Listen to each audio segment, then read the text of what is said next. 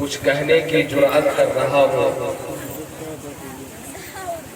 چونکہ ہم سے بہت بڑے بڑے علماء کرام یہاں تشریف فرما ہے۔ پتہ نہیں کچھ بول پاؤں گا یا نہیں، لیکن اس امید سے کہ اگر کہیں غلطیاں ہوگی تو یہ ہمارے بڑے ہماری اصلاح فرمائیں گے۔ تعلیمی بیداری و اصلاح معاشرہ کے تعلق سے آپ حضرات یہاں جمع ہوئے ہیں،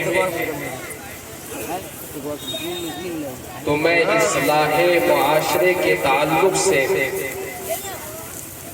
کچھ بات آپ حضرات کے سامنے عرض کر دوں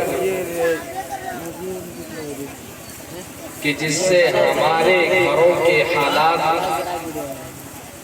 بستیوں کے حالات، علاقوں کے حالات درست ہو جاوے۔ لیکن اس سے پہلے کہ ہم ان بیماریوں کا علاج کریں، ان بیماریوں کو دیکھنا ہوگا کہ وہ بیماری ہمارے گھروں میں کون سی ہے۔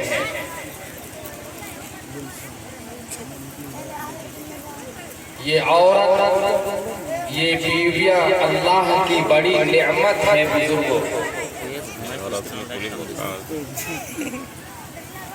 تو اس کی ہمیں ہر حال میں حفاظت کرنی ہوگی، اس کی نگرانی کرنی ہوگی اور ان کی حوصلہ افزائی کرنی ہوگی۔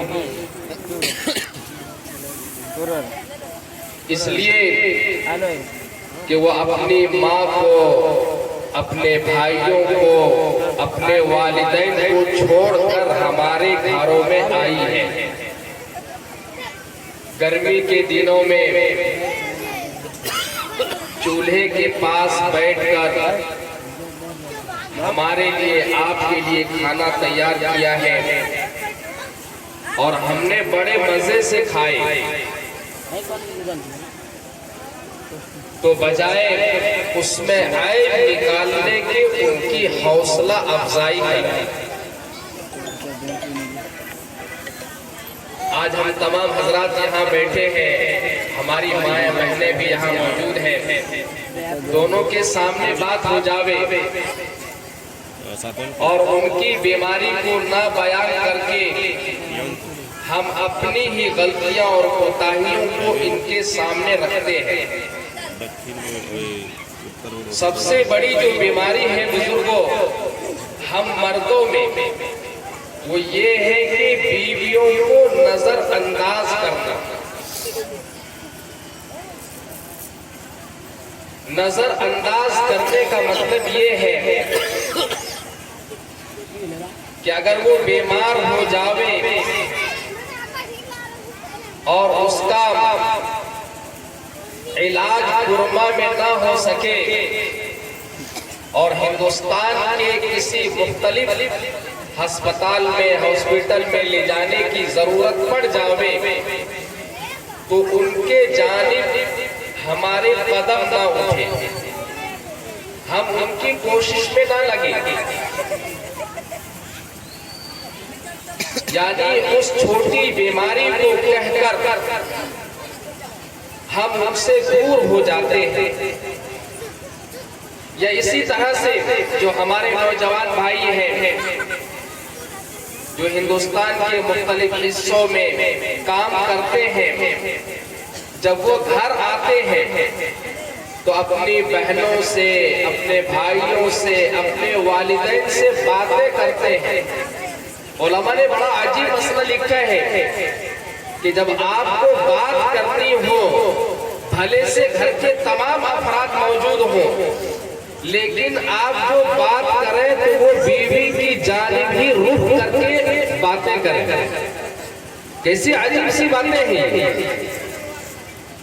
ہمارے والدین کو تو غالباً یہ بات اچھی نہیں لگے گی، لیکن یہ ہمارے علماء نے گھروں کو سنوارنے کے لیے اور گھروں کو جنت کا نمونہ بنانے کے لیے یہ ترکیب اور یہ ترتیب ہم امت کو بتلائی ہے، اس کو نظر انداز نہیں کرنا ہے۔ تو ایک بیماری ہمارے اندر یہ ہے کہ اس کو نظر انداز کرتے ہیں، اور دوسری جو بیماری ہے اور سب سے بڑی بیماری ہے، آپ کسی بھی مدرسے میں چلے جاؤ، یا ہمارے علاقے میں وہاں گورگاوا میں دارالقضا ہے، یا آپ کے علاقے میں ہم سنگارپور مدرسے میں وہاں دارالقضا ہے، یا بھاگلپور میں ہے، وہاں جا کر فائل دیکھو تو سب سے زیادہ جو فائلیں ہیں وہ طلاق کی۔ تو اپنی بیویوں کو طلاق کی دھمکی دینا یہ سب سے بڑی بیماری ہے۔ ہمارے جو نوجوان بھائی یہاں بیٹھے ہیں ان سے جا کر پوچھو، یا جن کے والدین یہاں تشریف فرما ہے وہ اپنے بچوں کے حالات سے واقف ہیں، یعنی طلاق کو اب گالیوں کی جگہ استعمال کرنے لگے، یعنی غصے کی جو چیز ہوتی ہے، کبھی نامناسب باتیں سامنے آ گئی تو بجائے کچھ ڈانٹ ڈپٹ کے اس کو طلاق کی دھمکی دیتے ہیں کہ آپ کو طلاق دے دیں گے۔ ان سے کیا ہوگا بھائی جانتے ہیں؟ بیوی کا اعتماد آپ سے اٹھ جائے گا، ان کی محبت جو آپ کے سینے میں ہے اور آپ کے تئیں جو محبت ہے ان کی، وہ محبت ختم ہو جائے گی۔ چاہے اس لفظ کو کہنے والا عامت المسلمین کا طبقہ ہو یا ہمارے علماء کرام ہو، وہ حافظ ہو، عالم ہو، مفتی ہو، قاری ہو، کچھ بھی ہو، اگر وہ اس لفظ کو استعمال کرتا ہے کہ میں تجھ کو طلاق دے دوں گا، وہیں سے مسئلہ ختم۔ بیوی کی جو محبت ہے وہ آپ سے ختم ہو جائے گی، اعتماد ہو جائے گا۔ تو اب گالیوں کی جگہ ہمارے نوجوان بھائی طلاق کو استعمال کرنے لگے۔ آپ اپنی بیوی کو گالی تو میں نہیں کہہ سکتا، لیکن کچھ ایسی بات کہہ سکتے ہیں، ان کے ماں باپ کو نہیں کہنا ہے، لیکن طلاق کا استعمال ہرگز نہ کریں۔ اسی طرح سے ایک سب سے بڑی جو بیماری ہے وہ یہ ہے جو ہمارے نوجوان بھائی دوسری شادی کی بھی دھمکی دیتے ہیں کہ دوسری شادی کر لیں گے، آپ اگر صحیح طور پر نہیں چلے گی، آپ خدمت نہیں کرے گی، آپ میرے باتوں کو نہیں مانو گی، تو میں دوسری شادی کرنا نہیں ہے اس کو، لیکن یہ دھمکی دیتے ہیں کہ دوسری شادی کر لوں گا۔ وہاں پر بھی یہ بیماری پیدا ہوگی کہ عورتوں کا اعتماد آپ سے ختم ہو جائے گا۔ بزرگوں، اللہ پاک نے تو کئی شادیوں کی، 4 شادیوں کی اجازت تو دی ہے، لیکن ترغیب نہیں دی۔ قرآن پاک میں شادیوں کی اجازت تو دی ہے، لیکن ترغیب نہیں دی ہے شادی کی، وہ بھی اجازت تو دی ہے، وہ کئی شرائط کے ساتھ۔ حضرت مولانا اشرف علی تھانوی رحمت اللہ علیہ، جن کو حکیم الامت کا خطاب ملا ہے، بہت زبردست عالم گزرے ہیں، بہت ساری کتابوں کے مصنف ہیں، تو حضرت نے 2 شادی کی تھی، تو ان کی اہلیہ کہنے لگی حضرت آپ نے تو 2 شادی کر کے مریدین کے لیے دروازے کھول دیے کہ آپ کے جو مریدین ہیں خانقاہ میں وہ بھی کئی شادیاں کریں گے۔ تو حضرت نے فرمایا کہ بات ایسی نہیں ہے، بلکہ میں نے 2 شادیاں کر کے مریدین کے لیے دروازے کو بند کر دیا، اور وجہ اس لیے ہے کہ جب وہ ہمارے اس انصاف کو اور عدل کو اور کس طرح سے ہم بیویوں کے ساتھ زندگی گزارتے ہیں یہ دیکھیں گے تو مریدین خود ہی شادی نہیں کریں گے۔ معلوم ہے بزرگوں، ان کے خانقاہ میں ترازو ہوا کرتے تھے. بزرگوں نے لکھا ہے ان کے واقعے میں کہ خانقاہ میں ترازو رکھا کرتے تھے، اور سوچنے جو ہوتی ہے آپس میں ان کا کبھی مزاج نہیں ملتا. تو کبھی حضرت نے جو ہے ایک تربوز ایک بیوی کے لیے بھیج دیا، دوسری تربوز دوسری بیوی کے لیے بھیج دیا. تو وہاں سے شکایتیں آیا کرتی تھی کہ میرے پاس کو پھیکا والا بھیج دیا اور پہلی والی بیوی کو میٹھا والا بھیجا ہوگا. تو حضرت اس طرح سے انصاف کرتے تھے کہ ایک تربوز میں بھانٹ کیا کرتے تھے، آدھا ان کو آدھا دوسری والی کو. اگر دو سیب لاتے تھے تو ایسا نہیں کرتے تھے کہ ایک سیب ایک بیوی کو دوسرا سیب دوسری بیوی کو، بلکہ ایک سیب میں بھانٹ کر کے آدھا ان کو اور آدھا دوسری والی کو. یہ انصاف کا حضرت. کیا ایسا کر لیں گے بھائی؟ نہیں کر سکتے، بہت مشکل ہے. تو حضرت فرمایا کرتے تھے کہ میں نے 2 شادیاں کر کے مریدین کے لیے دروازوں کو لاک کر دیا ہے. اسی ضمن میں ایک بزرگوں کا واقعہ لکھا ہے. ایک بہت بڑے بزرگ تھے، ان کے 2 شادیاں ہوئی تھی، 2 بیوی تھی ان کی، اور حضرت خوب انصاف کرتے تھے. دونوں کو ایک ہی طرح کے کپڑے، ایک ہی طرح کے مکان اور ایک ہی طرح کے کھانے پینے کے سامان، خوب انصاف کرتے تھے. لیکن اتفاق سے ایسا ہوا کہ دونوں بیویوں کا ایک ہی دن انتقال ہو گیا.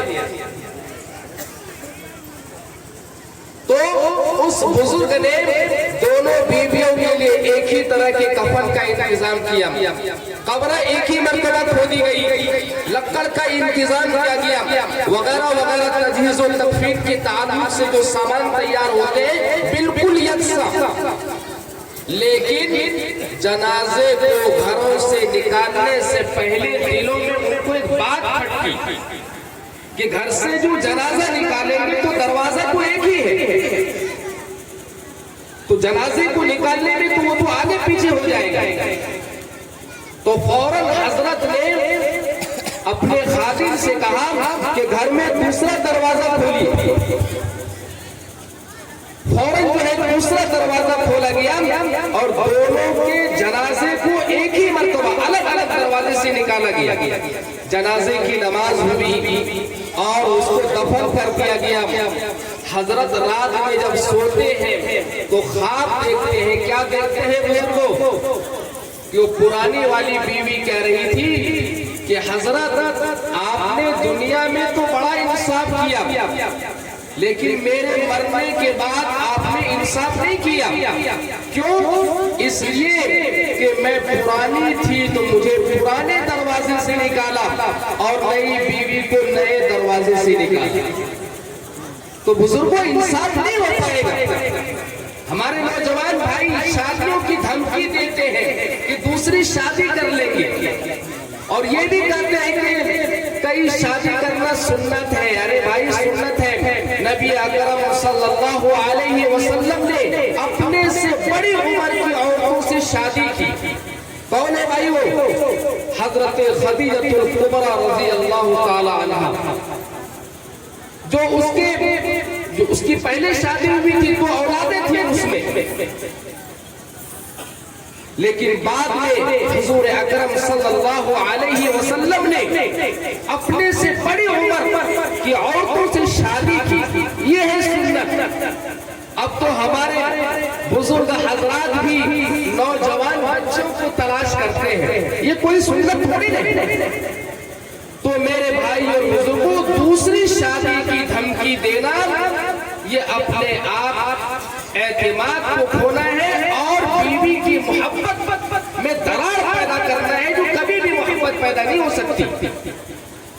اور اسی طرح سے سب سے بڑی جو خرابی ہے وہ یہ ہے کہ بیویوں کو وقت نہیں دینا. چاہے آپ آفس میں ہو یا مدرسے میں ہو یا اسکول میں ہو یا تجارت کے لائن سے ہو، آپ جب گھر آتے ہیں تو کس میں لگتے ہیں بھائی؟ موبائل میں لگ جاتے ہیں. ارے بھائی جب آپ گھر تشریف لاتے ہیں تو اپنے بچوں سے انجوائے کیجیے. موبائل کو بالکل طاقت پہ رکھ دیجیے.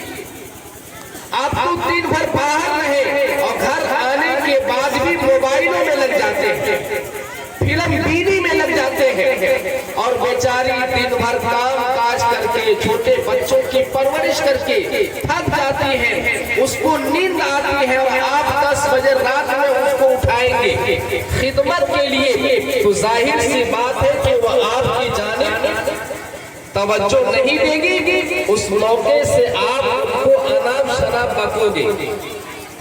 تو اس زمانے میں سب سے بڑی بیماری یہ ہو رہی ہے کہ بیویوں کو وقت نہ دینا. کبھی بھی محبت نہیں جمے گی, آپس میں خوشگوار زندگی نہیں گزار سکو گے, اس لیے کہ ہم نے اور آپ نے عمل کو خراب کر رکھا ہے. اسی طرح سے ایک بیماری یہ بھی ہے کہ اپنی بیویوں پر پابندی اور اپنے لیے آزادی. میں یہ نہیں کہتا ہوں کہ میں جہاں گھومتا ہوں بیوی کو بھی گھومنے کی اجازت دے دو, نہیں, شریعت کے دائرے میں جہاں اجازت دی گئی ہے اس پر پابندی نہ لگاؤ بھائی. جن ماؤں نے ان کو پالا اور اپنے سینے سے دودھ پلائی, اس ماں نے, باپ نے محنت کر کے اور پیٹھ پر اور کمر پر بوریاں لاد کر اس بچوں کی پرورش کی اور آپ کو دلہن بنا کر آپ کے ہاتھوں میں دیا. یہ ہمارے نوجوان بھائی اپنی ہی بیوی کو اپنے ہی والدین کے یہاں جانے پر پابندی لگا دیتے ہیں کہ اگر تم جاؤ گی تو تینوں طلاق. کتنی افسوس کی بات ہے. کہاں چلے جا رہے ہیں, کیسے رہے ہیں بھائی؟ نہیں, یہ اچھی بات نہیں ہے. ایک صحابی نبی اکرم صلی اللہ علیہ وسلم کے دربار میں تشریف لائے اور کہنے لگے, اے اللہ کے نبی, میری بیوی جو ہے وہ بہت زیادہ بد کردار ہے, طول لسان ہے, اس کی زبان بہت لمبی ہے, انام شناب بکتی رہتی ہے, تو میں کیا کروں؟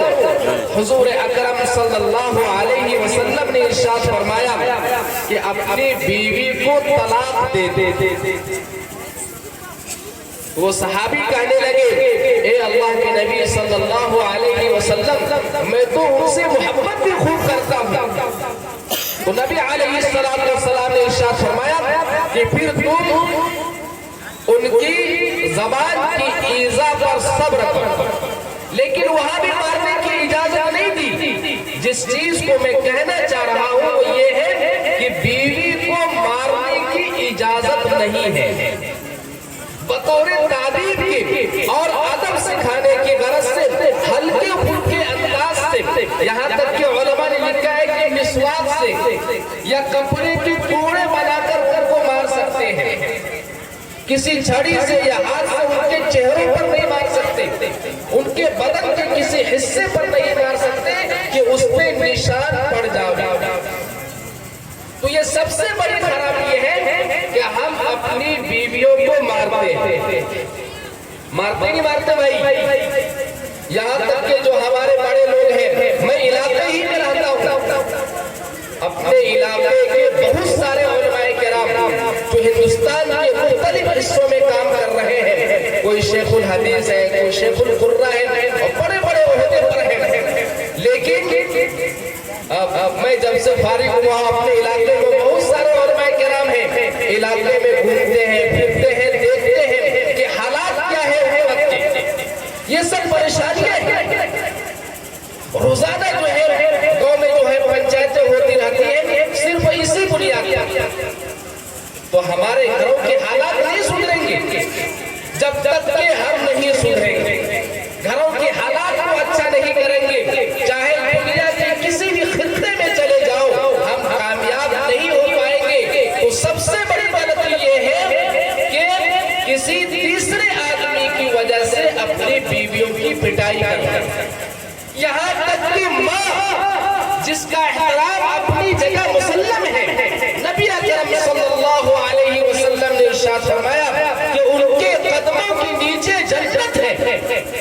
ارے بھائی باپ کے قدموں کے نیچے بھی جنت ہے، لیکن میں تلاش کرتا ہوں کہ وہ مراد کہاں ہے جن کے قدموں کے نیچے جنت ہے. میں آج اس کو نہیں کہہ رہا ہوں، کبھی موقع ملے گا یا ہمارے علماء کرام یہاں تشریف فرمائیں، یہ ابھی خواتین ملت اسلامیہ سے مخاطب ہوں گے کہ وہ ماں کہاں ہے جن کے قدموں کے نیچے جنت ہے.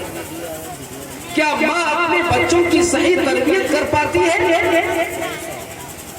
ان کے تعلیم کا انتظام کرتی ہے؟ ان کی صفائی ستھرائی کا خیال کرتی ہے؟ یا شوہر کے باہر چلے جانے کے بعد وہ گھروں کی صحیح نگرانی کرتی ہے؟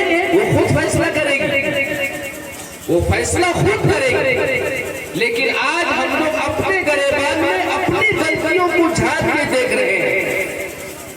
اس لیے میرے بزرگوں دوستوں، آج اس جلسہ گاہ سے یہ عزم اور پختہ ارادہ کر کے جائیں گے کہ نہ تو طلاق کی دھمکی دیں گے، نہ دوسری شادی کی دھمکی دیں گے، نہ کسی تیسرے کی وجہ سے اپنی بیویوں کی پٹائی کریں گے. یہاں تک کہ وہ ماں اگر اپنے بچوں کو نہیں سمجھاتی ہے کہ دوسروں کی بیٹی ہمارے گھر میں دلہن بن کر آئی ہے، ان کے ساتھ صحیح طریقے سے زندگی گزارو، بلکہ وہ اور سراہنا دیتی ہیں، تو ایسے ظلم میں بھی ماں کا نام لکھا جائے گا.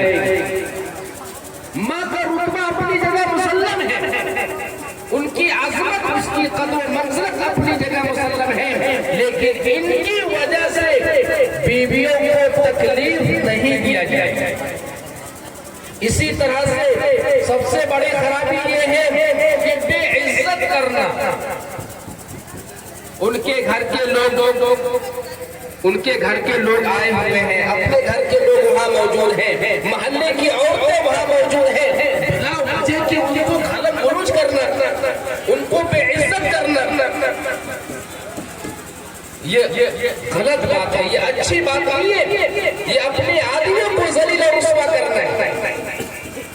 اس لیے میرے بزرگوں دوستوں، ان ساری چیزوں سے ہم احتیاط کرتے ہیں کہ اپنی بیویوں کو بے عزت نہیں کریں گے.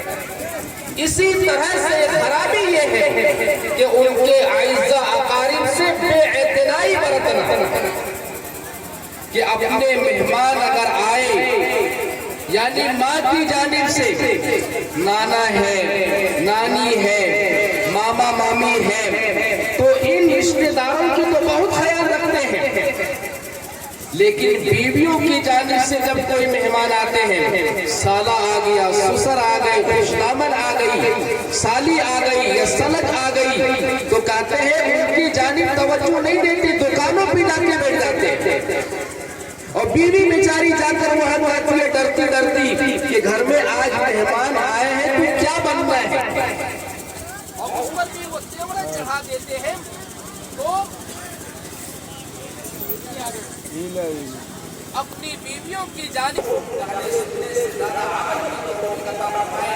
اپنے گھروں کو خوشگوار اور جنت جیسا بنانے کی اللہ پاک توفیق عطا فرمائے. علماء کرام جو یہاں بیان کریں گے بھی خطاب ہوگا، انشاءاللہ عمل کی نیت سے یہاں سے سنیں گے اور اپنے گھروں میں اس چیز کو انجام دیں گے. اللہ تعالیٰ سے دعا کریں اللہ پاک ہم سبوں کو کہنے سننے سے زیادہ عمل کی توفیق عطا فرمائے.